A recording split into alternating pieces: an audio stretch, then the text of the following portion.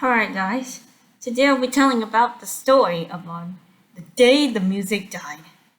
Eventually, that was a very, very tragic event where three rock and roll musicians from the 50s, Buddy Holly, age 22, Richie Valens, age 17, and the Big Bopper, aka J.P. Richardson, or Giles Perry Richardson Jr., which was his real name, actually, and Charles Hardin as well,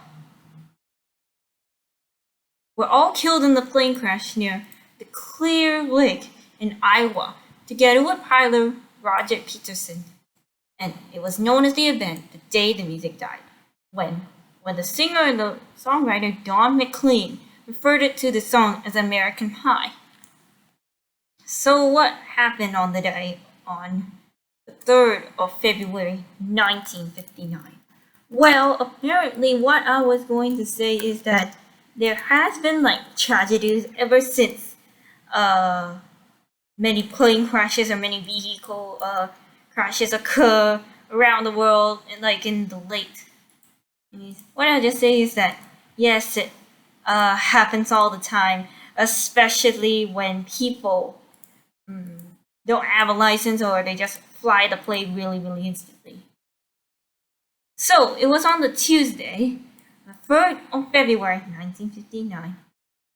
Apparently, the plane, which is the Beechcraft Bonanza airplane, crashed into the Clear Lake, Iowa, and the crash would become one of the most famous plane crashes in aviation of history. Every January, the station talked about the music died, the day the music died, and the songs that for those who were in the crash. Currently, those license of the three musicians was abandoning for the Rock and Roll Jr.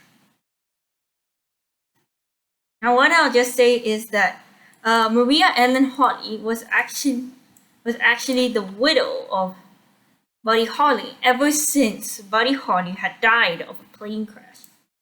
So the famous person that died was 22-year-old Buddy Holly. So eventually, what I'll just say is that once Maria Ellen Holly apparently just saw like the crash, she apparently saw that Buddy Holly was on tour together with Richie Valens and the Big Popper, but both of them died in the plane crash. Holly and Santiago had been married for the next 6 months at the time of his death. She learned on his death by the reports of the television, a widow only with 6 months marriage. She suffered a miscarriage shortly after due to psychological trauma, and Buddy was actually included to Love Block. Now, what I'll just say is that many young singers had died of plane crashes, car accidents, and I'll give you an example. Example number one: Patsy Cline. Patsy Cline was only 30 years old when she died of a plane crash back in 1963. Unfortunately for that, Patsy had died of a young age.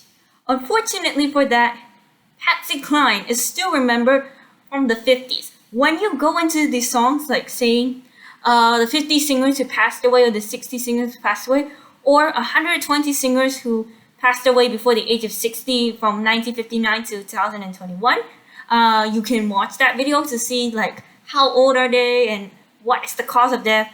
But unfortunately, I can't show you that video as I mentioned before. So eventually, that was one example. Because of that, Patsy Cline apparently did die of a plane crash, along with three other passengers, if I'm not mistaken. So eventually, during the takeoff and the crash, I'll just say it's like terrible.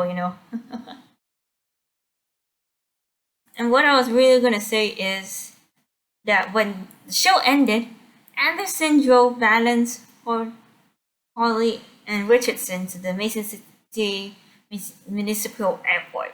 But unfortunately for that, they died in the crash. So what I'm just gonna say is that apparently there was actually like one way or another where people just die of a plane crash.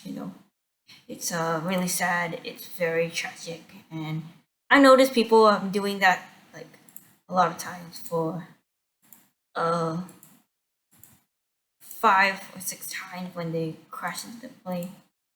It's terrible. It's very, very sad. It's very tragic. Why don't I just say it's a tragedy, you know? And apparently there's some reference for the thing which is called The Day the Music Died, which was the songs right here, which was recorded by Waylon Jennings, Mike Berry, Tommy D, and apparently Celine Dion recorded the Hug My Radiator and almost got to the airplane which is crashed, but it was too expensive. This was also mentioned in the Buddy Holly story in 1978. And I do remember Keith Moon and his girlfriend Annette Walter Lex celebrated Buddy Holly's birthday, and this was the last time Keith Moon was alive before he died. So eventually what I was gonna say is that, yeah, everyone does remember this one, The Day the Music Died, because it's sad, you know. One, it was really sad because I'll just say it's one of the worst tragedies that really happened in real life. But anyways, guys, this is me signing off.